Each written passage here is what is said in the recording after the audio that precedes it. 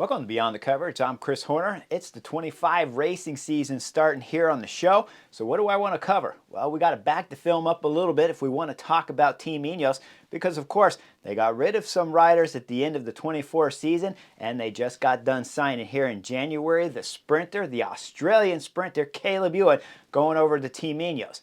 Want to talk about them, and I want to go a little bit into Remco Evenepoel and the Belgian national team. Well, they've changed coaches, and so there's a topic there for sure that I'd like to talk about. But before we get into Belgium and Remco Evenepoel, let's go into Team Ineos and find out why I like bringing on the sprinter Caleb Ewan and why I agree with the departure there of Tom Pidcock leaving Team Ineos.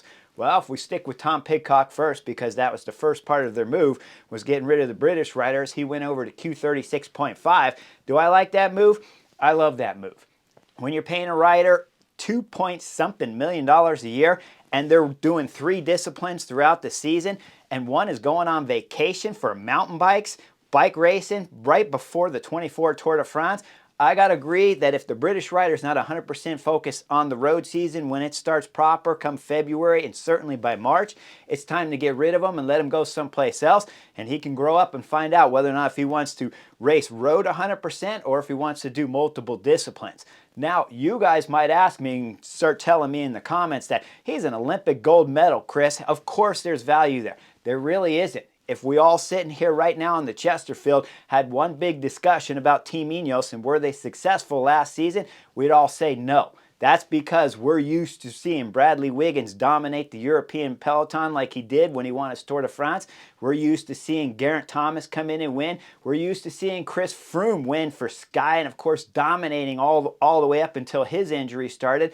And let me not forget that Egan Bernal won the 2019 Tour de France and then went on to win the Giro d'Italia. So that kind of domination is what it takes for Team Ineos to be successful, and Tom Pidcock's on a different playbook. Yes, I know he won Amstel Gold, and it's a big win. I know he won Strade Bianche too, but over the course of 4 or 5 years, that's just not enough to make Team Ineos look good as a team. So Tom Pidcock's winning gold medal in the mountain bikes, and of course winning cyclocross races left and right is great for Tom Pidcock. It's great when a fan says, Tom Pidcock's fantastic, look what he's done.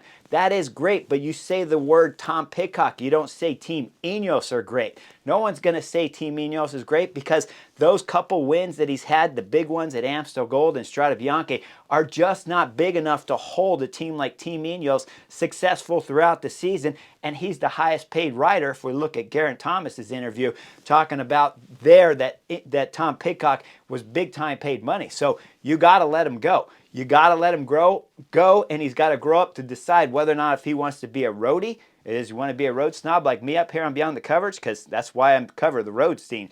When you look at the mountain bike scene, I call it an amateur scene. Cyclocross season, it's a little bit less than an amateur scene because a lot of those guys are getting paid to show up. But the mountain bike scene, it's dead and dusted. So winning gold medal there doesn't impress me. Winning during the road season impresses me, and that's why I have my own YouTube channel so I can bring it to you guys.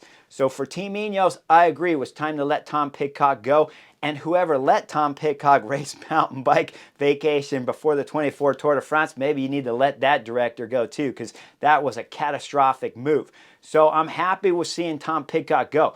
Now, I'll tell you guys right now, I love Tom Pidcock's ability of what he could do. When you win Amstel Gold, you win Strade Bianche, you got to believe that the guy's capable of winning one-week stage races and possibly doing something magnificent in the Grand Tours. But he's not capable of doing it as long as he's going to race other disciplines throughout the season. So happy to see him go. Now, do I like Caleb Ewan coming in? Well, guys, I can take you back to all my time and work done with NBC from 2019, 2020, and 2021, and 2022, where I said they should have brought in Mark Cavendish. How can you go wrong? They have the budget. You know he's capable of winning a stage if he can get his head all right. And he won a Tour de France stage to break Eddie Merckx's Tour de France number of stage wins there to bring it up to a total that just has never been seen before in the history of the Tour de France. So Ineos missed it when I was saying you need to bring in a sprinter. Why was I saying you need to bring in a sprinter? Well, Tadej Pogačar was on the scene when I was saying that. Of course, Primož Roglič was on the scene. We didn't even have Jonas Vingegaard then, and we didn't have Remco Evenepoel on the scene when I was saying that live for Pidcock during the Tour de France. But now with those 4 big riders, unless you can get a rider that can compete with those 4 riders, you got to start going backwards and seeing what could be successful for Team Ineos, and that's bringing in a sprinter. So with Caleb Ewan signing, coming from Jayco, going over to Team Ineos, I love that signing. Now, we all know that Caleb Ewan's had some difficulty in the last couple of years of not getting those big wins that he's used to, like his 5 single Tour de France stage wins, his 5 Giro d'Italia wins. But if we really dissect some of the seasons that he's had, the most recent ones, it's always been with a lot of crashes throughout the season. And it's easy once you start crashing to have a season disappear in a blink of an eye, where that explains to me why Caleb Ewan hasn't been winning.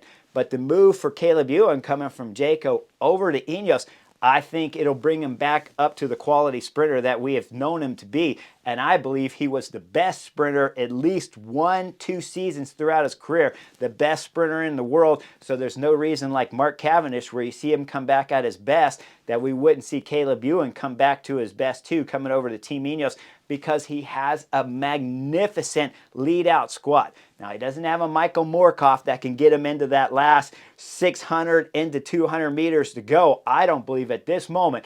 But he does have one Filippo Ganna who might just blow that comment out of the water, because Filippo Ganna has so much power that he might be able to look after the sprinter Caleb Ewan deep into the final sprint stages of multiple days at the Tour de France.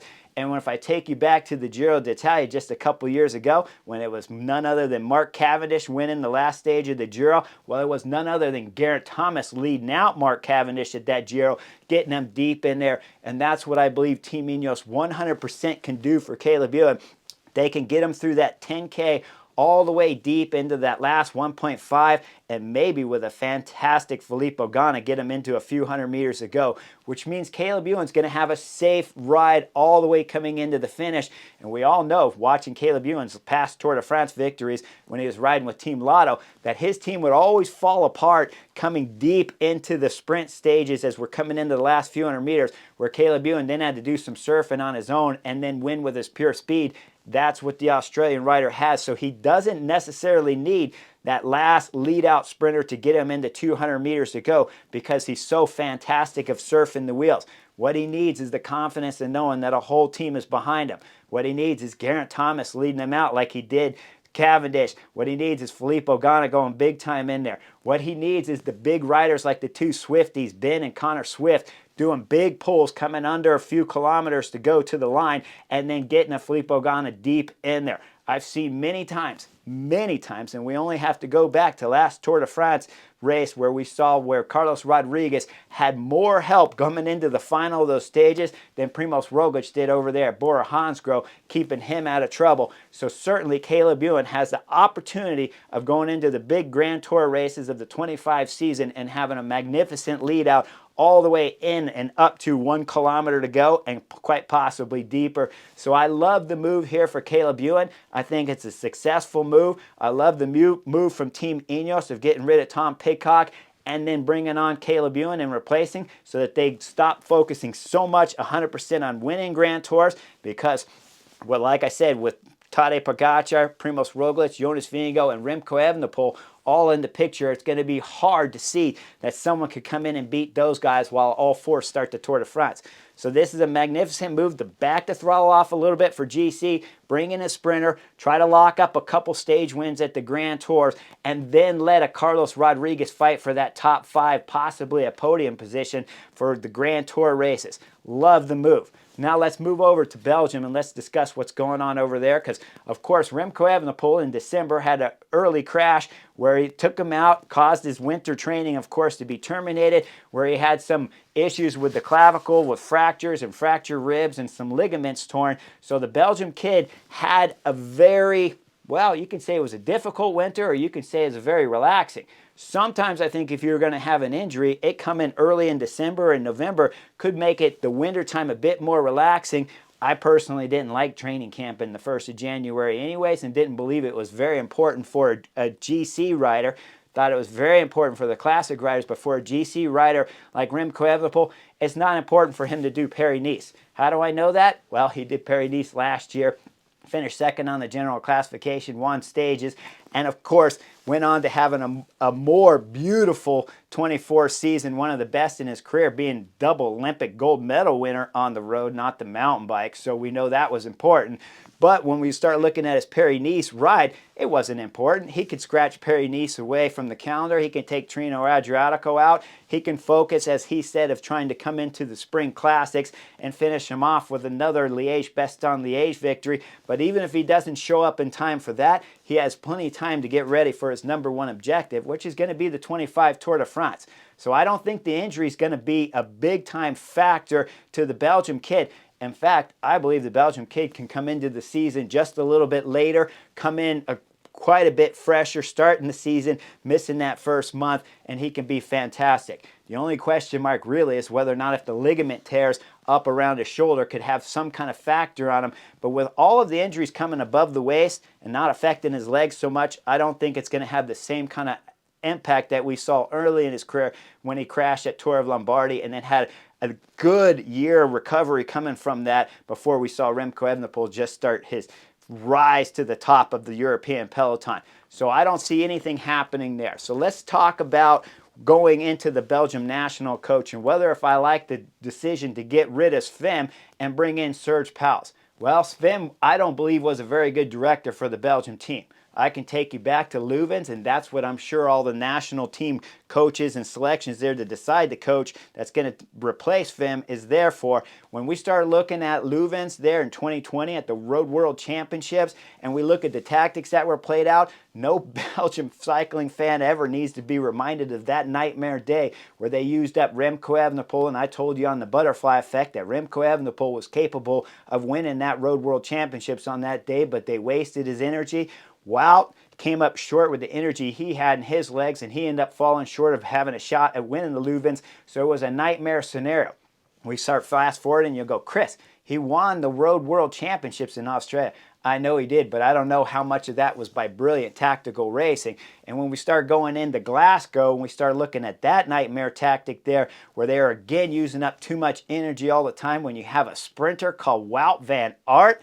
Why do you have to have Wout van Aert attacking at Glasgow? Just have him stay with Mathieu van der Poel and keep his legs as fresh as he possibly can, because we all know what Mathieu van der Poel can do because he's a first-page rider too. So when Mathieu van der Poel lit up the Belgium team there at Glasgow, that was a tactical nightmare mistake that they did there from Sven, their director, driving in the car. So Serge Pauwels, I see, can only be better and certainly can't get worse than Sven. And when I look at the article from Serge Pauwels where he talks about being able to find ways to beat Tadej Pogačar and how he believes, his words, that Tadej Pogačar might have lost the World Championships this last season when he went on a 100-kilometer break. Not solo for 100 kilometers, but attacking at 100 kilometers to go. As I told you guys live on the Butterfly Effect, that was the scenario that it takes to beat Tadej Pogačar. Let the Slovenian kid go up the road with 100 kilometers to go. Put your team on the front, the Belgium team chasing on the front. Add in their Team Netherlands with Mathieu van der Poel, adding his one or two guys that he had left in the peloton. Let them ride for not one lap, but let them ride for 2 or 2.5 laps. Then as Tadej Pogačar starts to fade, well, Remco Evenepoel lights it up with Mathieu van der Poel. Those two work together.